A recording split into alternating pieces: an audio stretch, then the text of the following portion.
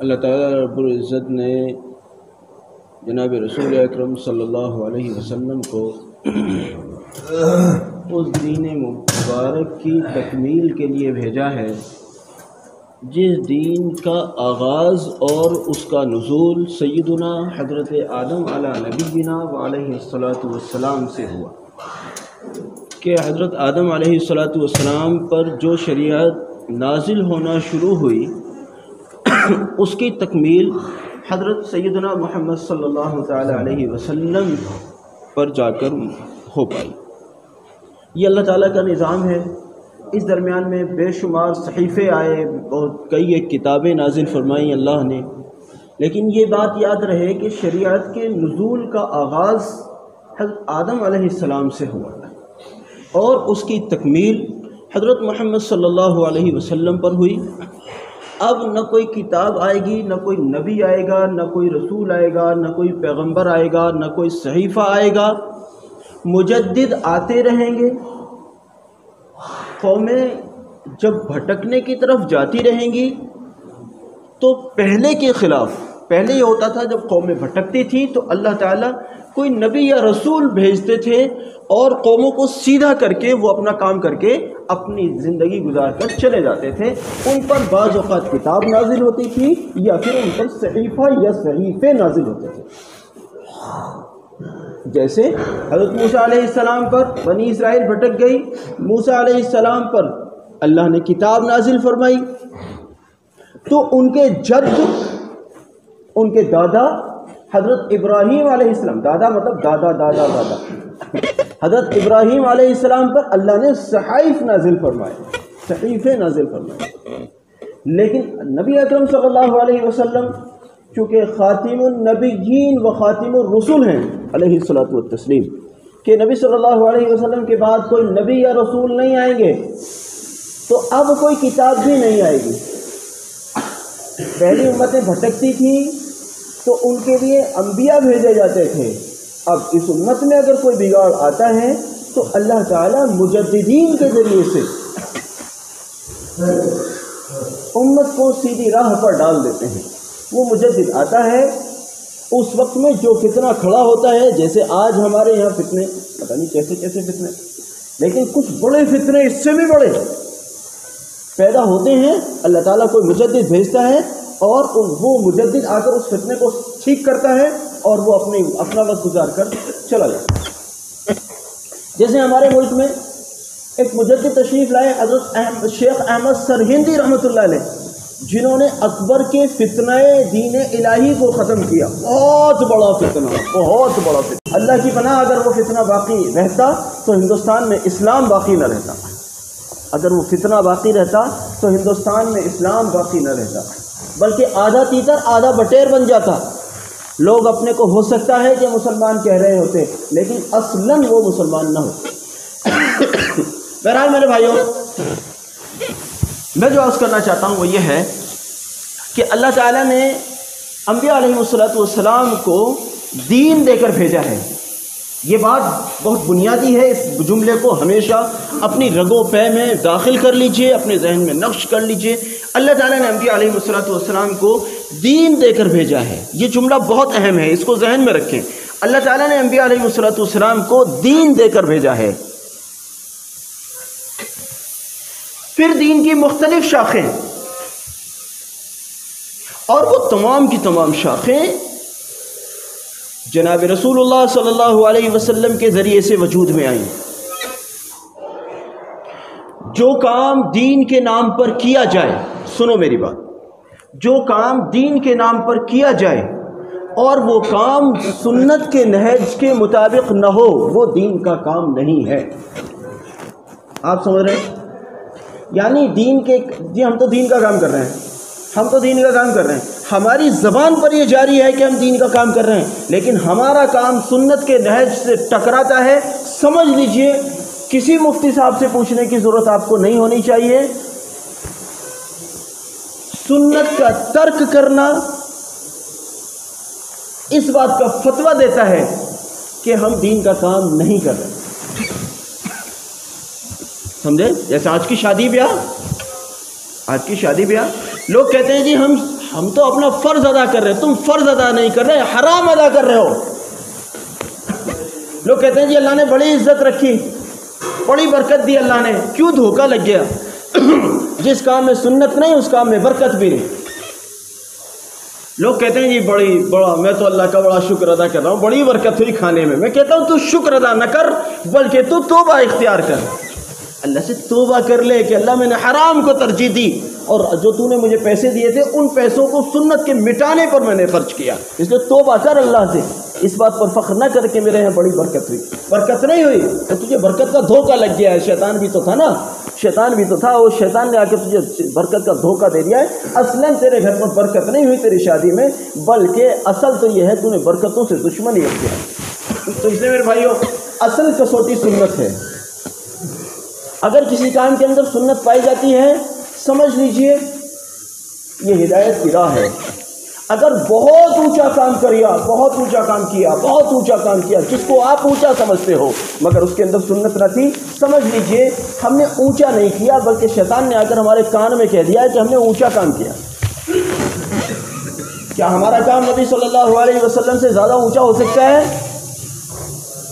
کیا ہم پر کوئی نبی صلی اللہ علیہ وسلم کے طریقے سے بہتر کوئی طریقہ منکشف ہو سکتا ہے؟ نعوذ باللہ۔ کہ نبی صلی اللہ علیہ وسلم کا طریقہ وہ طریقہ ہے جو اللہ کی طرف سے منتخب ہے۔ نبی جی آپ کا چہرہ کیسا ہو منتخب ہے، آپ کا لباس کیسا ہو منتخب ہے، آپ کا انداز کیسا ہو منتخب ہے۔ نبی جی آپ اپنی طرف سے کچھ نہیں کرتے ہیں، آپ تو وہ کرتے ہیں جو آپ سے کروایا جاتا ہے۔ حدیث میں ہے نا کہ نبی علیہ الصلوۃ والسلام مذاق میں بھی اپنی طرف سے کوئی بات نہیں کہتے۔ صحابی رضی اللہ عنہ نبی علیہ الصلوۃ والسلام کی روایات کو نقل کرتے ہیں، پھر آ کے کہتے ہیں ایک دن یا نبی اللہ صلی اللہ علیہ وسلم میں تو آپ کی روایات کو، آپ کے ارشادات کو، آپ کے ملفوظات کو لکھا کرتا تھا، لیکن پھر میرے دل میں یہ بات آئی کہ آپ بہرحال ہے تو انسان ہی، ہو سکتا ہے آپ کی زبان مبارک سے کبھی بحیثیت انسان ہونے کے کچھ اور بھی نکل جائے اور میں اس کو نقل کر لوں، اس لیے میں نے اس کو نقل کرنا بند کر دیا۔ فرماتے ہیں تو کیا کہتا ہے؟ اللہ تعالیٰ کی، میں مفہوم عرض کر رہا ہوں، اللہ تعالیٰ کی قسم اس زبان سے حق کے سوا کچھ نکل ہی نہیں سکتا۔ یہ نبوت کی زبان ہے، میری آپ کی زبان تھوڑی کہ تو لکھا کر، اس زبان سے حق کے سوا کچھ نکل ہی نہیں سکتا۔ معلوم ہوا کہ نبی صلی اللہ علیہ وسلم کا ہر طریقہ ہمارے لیے مثال ہے، ہمارے لیے مظہر ہدایت ہے، ہمارے لیے وہ منہج ہے۔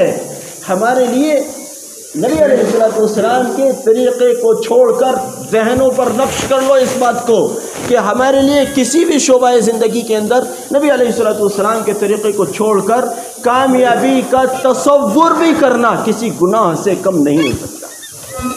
اگر ہم نے سنت چھوڑی اور سمجھا ہم کامیابی کے راستے پر جا رہے ہیں تو سمجھ لیجئے ہم نے اپنے آپ کو دھوکہ دے رہے ہیں، کامیابی کی طرف ہم نہیں جا رہے ہیں۔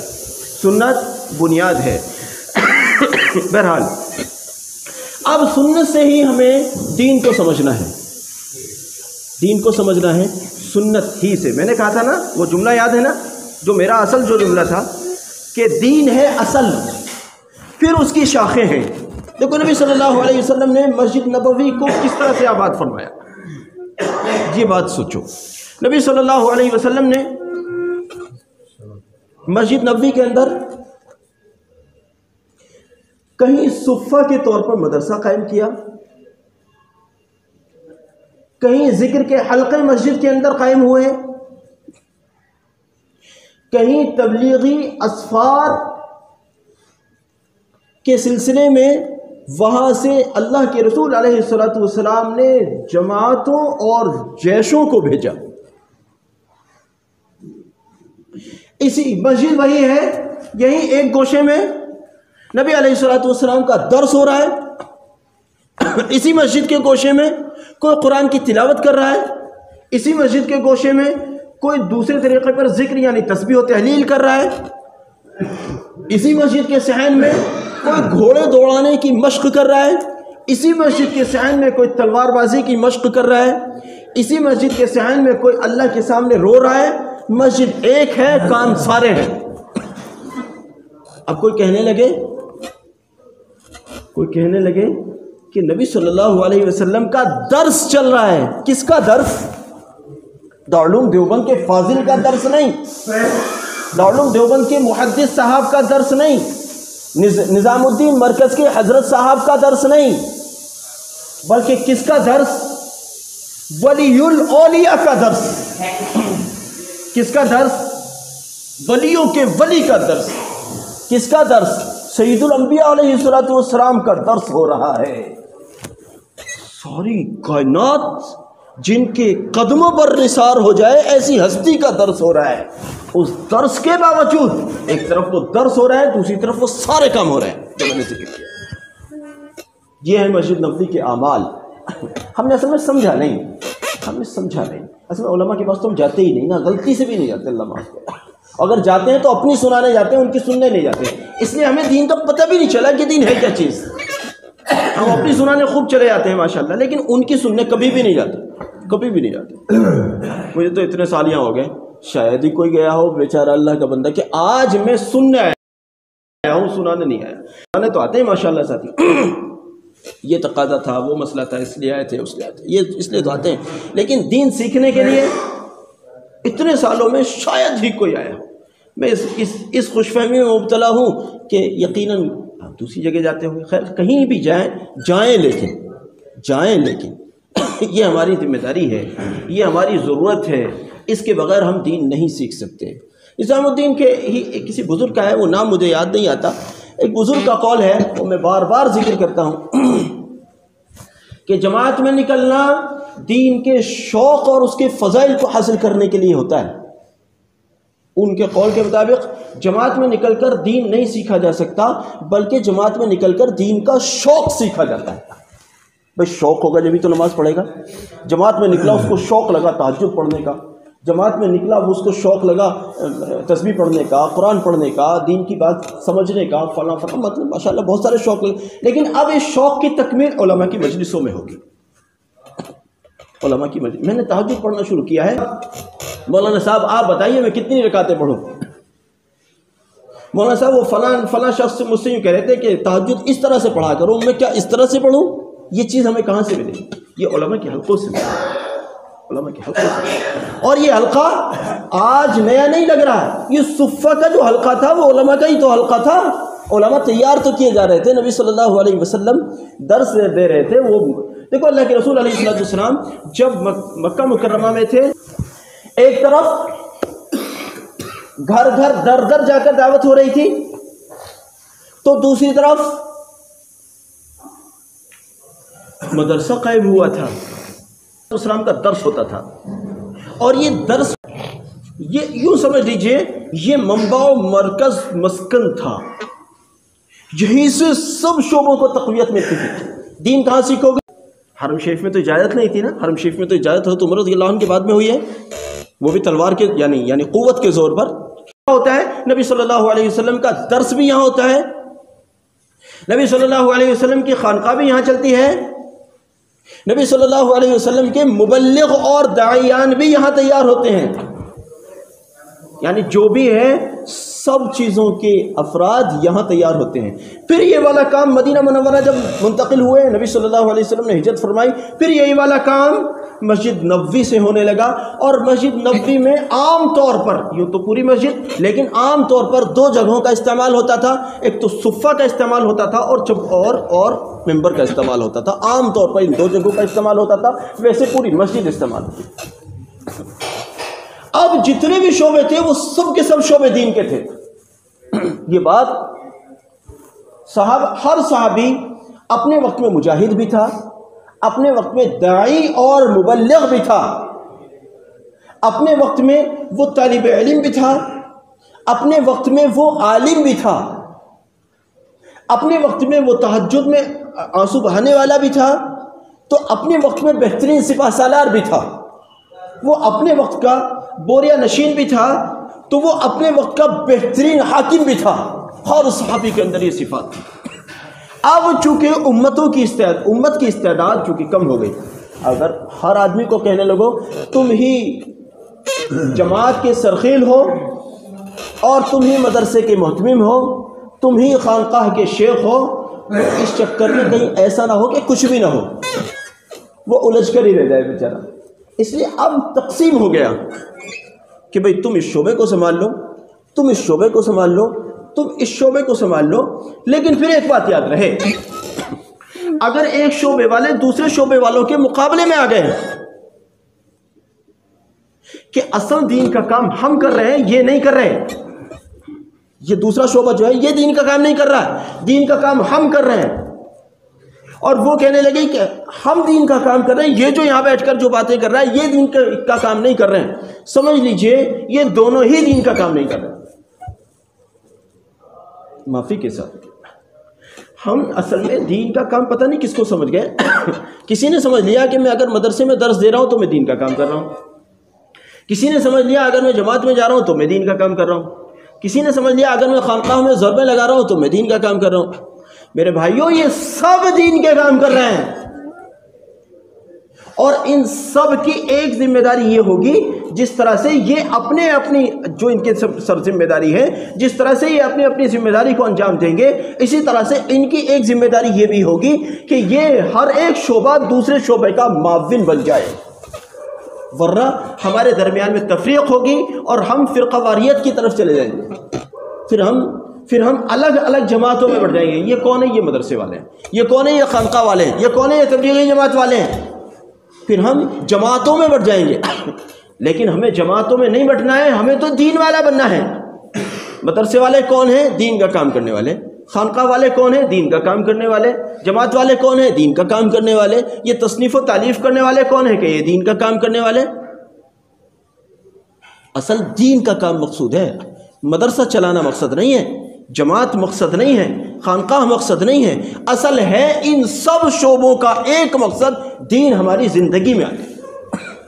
اگر آپ کا مقصد مدرسہ کھولنے سے، خانقاہ چلانے سے، جماعت میں جانے سے اگر یہ نہ ہو کہ ہماری زندگیوں میں دین آ جائے، تو میں کہتا ہوں پھر نہ کھولیں ان شعبوں کو، پھر نہ جائیں جماعت میں، پھر نہ جائیں خانقاہ میں، کیونکہ آپ کا مقصد بھٹک گیا۔ پہلے اپنے مقصد کو ٹھیک کر لو۔ میرا مقصد ہے اللہ کا دین میری زندگی میں آ جائے، اب جس بھی شعبے میں جاؤ گے اس شعبے سے تمہیں دین ملے۔ سمجھ گئے بات کو؟ میری بات کو سمجھ رہے ہو؟ ہر شعبہ دین کا شعبہ ہے۔ میں تو جو یہ بستر اٹھا کے جاتے ہیں نا، یہ بستر اٹھا کے جاتے ہیں، اللہ گواہ ہے میں ان سے انتہائی محبت کرتا ہوں، اللہ گواہ ہے اس بات پر۔ بہت بار اپنی محبت کا اظہار اس لیے نہیں کرتا کہ انہیں کوئی غلط فہمی نہ ہو جائے، وہ بیچارے عام لوگ ہوتے ہیں بہت سارے ان میں، ہے نا، ان کو پھر اسی طرح سے ان کو بعض ساتھی اسی طرح سے ان کو ڈیل کرتے ہیں، تو مجھے ڈر لگتا ہے کہ کسی غلط فہمی میں مبتلا نہ ہو جائیں۔ ورنہ میں سچ کہوں، اللہ کی راہ میں جو آپ نے پڑھا ہے نا، اللہ کی راہ کی ایک صبح یا ایک شام، یہ دنیا خزانوں سے بھری پڑی ہے، زمین خزانوں سے بھری پڑی ہے، وہ اللہ کی راہ کا ایک صبح یا ایک شام زمینوں کے ان سارے خزانوں سے بڑھ کر،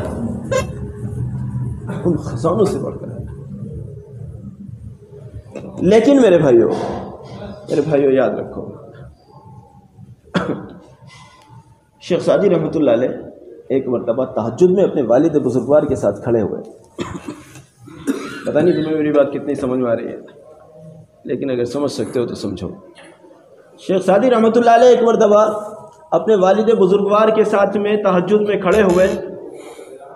اب ایسے سمجھو جیسے آپ نے آج یہاں شب گزاری کی، کوئی تہجد پڑھ رہا تھا تو کوئی سو رہا تھا۔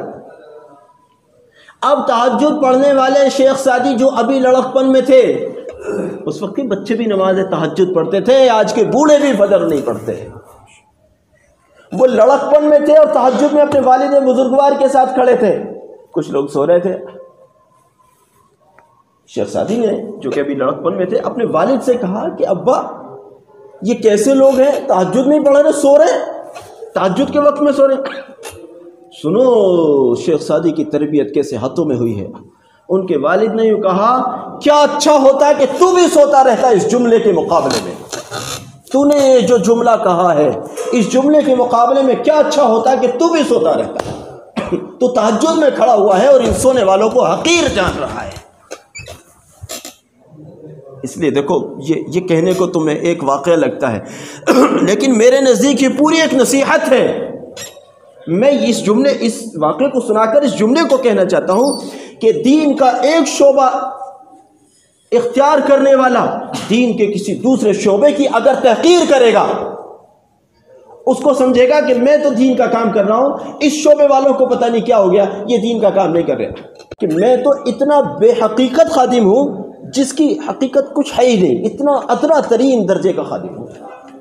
دین کے ہر شعبے کا اپنے کو خادم سمجھو اور جس شعبے سے لگے ہوئے ہو اس شعبے کو نہا دھو کر اس کے پیچھے لگ جاؤ. میری بات سمجھ میں آئی؟ نہیں آئی؟ ہو سکتا ہے کسی کو میری بات پر اعتراض ہو لیکن میرے بھائیو، اگر دین کے کسی ایک شعبے کا بھی پیچھا چھوٹ گیا، دیکھو کل پرسوں میں سفر میں تھا، ایک صاحب سے ایسے واسطہ پڑا کہ اگر وہ مجھ سے 50 بار ملیں گے تو 51 بار بحث کرتے ہیں. میں ان سے کہہ رہا تھا آپ کے پاس بحث کرنے کے علاوہ کچھ اور نہیں، میرے سے دین سیکھو، تم میرے سے دین کی بات کرو، اگر آپ سے آتا تو مجھے سکھا دو، نہیں آتا تو مجھ سے سیکھ لو. ہر ملاقات میں آپ بحث کرتے ہو، مجھ سے کیا ضرورت ہے اس بات کی؟ میں نے بحث کو ختم کرنے کے لیے ان سے کہا، میں نے اچھا ایک بات ہوتا ہوں، تم سے بسم اللہ آتی ہے؟ نماز آتی ہے؟ ہاں آتی ہے میرے سے. بسم اللہ سنو. کس آدمی کی بات کر رہا ہوں؟ اس آدمی کی بات کر رہا ہوں جو 50 بار ملے گا تو 51 بار بحث کرے گا، اس کے علاوہ کچھ ہے ہی نہیں شاید. میں نے کہا بسم اللہ سنو، انہوں نے کہا ہاں بسم اللہ سناتا ہوں. اعوذ باللہ من الشیطان الرجیم، بسم اللہ. حافظ صاحب بیٹھے، ان سے پوچھ لو میں نے کیا غلطی کیا. میں نے کہا حاجی صاحب بسم اللہ نہیں ہے، بسم اللہ ہے. کہ نہیں ہماری تو چل جائے گی. تمہاری چل نہیں جائے گی کیونکہ تمہاری جہالت ہے. یہ بسم اللہ کو اور بسم اللہ کو کون ٹھیک کرائے گا؟ دین کا ایک شعبہ، اور اس شعبے سے اگر ہم نے علیحدگی اختیار کر لی تو ہم نقصان میں چلے جائیں گے. اس شعبے کو بسم اللہ کو ٹھیک کرنے والے کہاں سے آئیں گے؟ کہ تمہارے درمیان سے پیدا ہوں گے. ابھی وہ جو کل شام میں میرے ساتھ میں ایک ساتھی امامہ باندھ کے میرے ساتھ میں کھانا کھا رہے تھے، میں ایسے ہی ان سے پوچھنے لگا آپ کہاں سے ہیں؟ کہ میں فلاں جگہ سے ہوں، جماعت میں ہوں. اچھا کیا پڑھتے؟ کہنے لگے میں مدرسے کا طالب علم ہوں. کیا پڑھتے ہو؟ کہ جی سوم پڑھتا ہوں. اچھا کہ میں ہائی اسکول کر کے مدرسے سے ادھر آیا ہوں. کیسے آئے ہو؟ کہ جی وہ جماعت کے ذریعے سے ادھر آیا ہوں. میں تو اسکول کا اسٹوڈنٹ تھا، مجھے جماعت والے ادھر لے آئے، اب میں سوم پڑھ رہا ہوں، حفظ بھی کر لیا ہے. کیا بات ہے بھائی؟ کہاں سے ملیں گے بسم اللہ کو اور بسم اللہ کو ٹھیک کرنے والے؟ تمہارے درمیان سے اٹھیں گے. لیکن اگر تم نے تفریق کر دی تو راستے بند ہو جائیں گے، خیر کا ایک بہت بڑا راستہ بند ہو جائے گا. زبان کو لگام دو، علماء کی صحبت کو لازمی پکڑ لو تاکہ ہمارے اندر کی خرابیاں ختم ہو، ہمیں پتہ چلے دین کیا چیز ہے. ابھی ہم نے سمجھا، کل ہمارے ہاں ایک جماعت آئی ہوئی ہے، کچھ میں ان سے پوچھنے لگا آپ میں کوئی ساتھی کسی بزرگ سے بیعت ہیں؟ ایک ساتھی کہنے لگے کہ جی وہ 5 کام فلاں بزرگ نے تو یہ کہا کہ ہمارے مریدین تو وہ ہیں جو 5 کام کرتے ہیں. مولانا الیاس صاحب رحمۃ اللہ علیہ تو رائے پور جاتے تھے، کیا وہ 5 کام کو تم سے کم سمجھے تھے؟ تم نے زیادہ سمجھ لیا. مولانا سعد صاحب کو تو حضرت کاندھلوی رحمۃ اللہ علیہ سے اجازت و خلافت حاصل ہے، کیا وہ 5 کام کو تم سے بھی کم سمجھے؟ تم نے زیادہ سمجھا، انہوں نے کم سمجھا. وہ کیوں جاتے ہیں خانقاہوں میں؟ اس لیے کہ ان کو 5 کام سمجھ میں نہیں آئے. تمہیں اور مجھے زیادہ سمجھ میں آ گئے اس لیے میں نہیں، کیونکہ ہمیں زیادہ سمجھ میں آئے اس لیے ہم خانقاہ میں نہیں جاتے. انہیں کم سمجھ میں آئے اس لیے وہ خانقاہوں میں جاتے. کیا عجیب یار، کیا جو تم پتہ نہیں کہ تمہارے جملے سمجھ میں نہیں. ایک ایک جملہ تمہارا پانی میں دھل دھل کر، علم کے پانی میں دھل دھل کر باہر نکلے. اب وہ علم کہاں سے آئے گا؟ اس کے لیے علماء کی صحبت اختیار کرو. میں تو ہمیشہ کہتا ہوں علماء سے دوستیاں نہ کرو. علماء سے دوستی کرنے سے کچھ نہیں ملتا. کچھ نہیں ملتا مطلب جو علم مل سکتا تھا وہ نہیں ملتا، کیونکہ دوستی میں ہم بے تکلف ہو جاتے ہیں. علماء کو اپنا بڑا بنا کر ان کے یہاں طالب علم بن کر جاؤ. حضرت طالب علم آیا ہے، کچھ سکھائیے، تب کچھ ملتا ہے. اب دوست بن کے تو یہ ہے کہ انہوں نے 2 جملے مذاق کے کہے، آپ نے بھی 2 جملے مذاق کے کہے، نہ انہیں کچھ ملا آپ سے نہ آپ کو کچھ ملا مجھ سے. دین کا ہر شعبہ دوسرے شعبے کا معاون ہے. تم ہمارے دست و بازو ہو، ہم تمہارے رفیق ہیں. نہ تم ہم سے الگ ہو. سن رکھو میرے جملے کو، میرا وقت بھی ختم ہوا. نہ تم ہم سے الگ ہو نہ ہم تم سے الگ ہیں. جو تم ہو وہ ہم ہیں، جو ہم ہیں وہ تم ہو. اگر تم نے اپنے کو الگ سمجھ لیا ہے تو تم غلط کر رہے ہو. چاہے تم نے ہمیں اپنے سے الگ سمجھا ہے تو تم نے غلطی کی ہے، اور اگر تم نے اپنے کو ہم سے الگ سمجھا ہے تو بھی غلط کر رہے ہو. نہ تم ہم سے الگ ہو نہ ہم تم سے الگ ہیں. تم ہمارے ہو ہم تمہارے ہیں. بلکہ صحیح پوچھو تو یہ ہمارے تمہارے کی گنجائش بھی نہیں ہے، اتنے زیادہ ہم شیر و شکر ہیں. یہ ہمارے تمہارے تو میں اس لیے کہہ رہا ہوں کہ تاکہ بات واضح ہو جائے، ورنہ ہمارے تمہارے کہنے کی میرے نزدیک گنجائش نہیں ہے. ہم تو شیر و شکر ہیں. جیسے دودھ کے اندر جب شکر ڈال دی جاتی ہے تو اس کو گھولنے کے بعد اس میں سے آپ شکر نہیں نکال سکتے، وہ اس میں مل گئی ہے، گل گئی ہے. اس طرح سے ہم اور آپ اتنے زیادہ اتنے شیر و شکر ہیں کہ ہمیں ایک دوسرے سے الگ نہیں کیا جا سکتا. لیکن ہاں، اگر ہمیں ایک دوسرے سے الگ کیا جا رہا ہے تو یہ دین نہیں ہے، یہ ہدایت نہیں ہے، یہ ہماری جہالت ہے. میری بات سمجھ میں آئی آپ کو؟ میری بات سمجھ میں آئی؟ میں بہت دل سے بات عرض کر رہا ہوں. اگر کسی کو میری بات سے خفگی ہوئی ہو تو میں معافی چاہتا ہوں، لیکن بڑے احساس سے میں اس بات کو ذکر کر رہا ہوں کہ مجھے بہت تکلیف ہوتی ہے ان جملوں سے. اچھا، میری تکلیف اس لیے نہیں ہے، میری تکلیف اس لیے زیادہ ہوتی ہے کہ دیکھو ان جملوں کو یا اس طرح کا رویہ اختیار کرنے والوں کی وجہ سے دعوت کے جو صحیح لوگ ہیں وہ بھی بدنام ہو رہے ہیں. مجھے اس بات سے بہت تکلیف ہوتی ہے. رات میں کسی ساتھی کو میں نے کہ یہ کچھ ایسے لوگ آ گئے ہیں بیچارے جن کو پتہ نہیں ہے، ان کی وجہ سے جو صحیح کام کرنے والے ساتھی ہیں ان کے متعلق بھی وہی والا ذہن پیدا ہوتا ہے جو ان کی بات کو سن کر پیدا ہو رہا ہے. اگر ہم قدردان ڈھونڈتے ہیں تو آپ کے درمیان میں ملتے ہیں ہمیں. اگر ہم دیندار ڈھونڈتے ہیں تو ہمیں آپ کے درمیان میں ملتے ہیں. دین کے تقاضوں پر اگر لبیک کہنے والے ملتے ہیں تو ہمیں آپ کے درمیان میں ملتے ہیں. اب آپ نے پتہ نہیں کیوں اپنے کو الگ کر لیا ہے. الگ نہ کرو میرے بھائیو. دین کے ہر شعبے کو ہم سے پانی مل رہا ہو، ٹھیک ہے. اگر تم میں سے کسی ایک کو بھی میری بات سمجھ میں آ گئی ہوگی تو میرا کہنا کامیاب رہا. اللہ کرے ہمیں بات سمجھ میں آ جائے ہر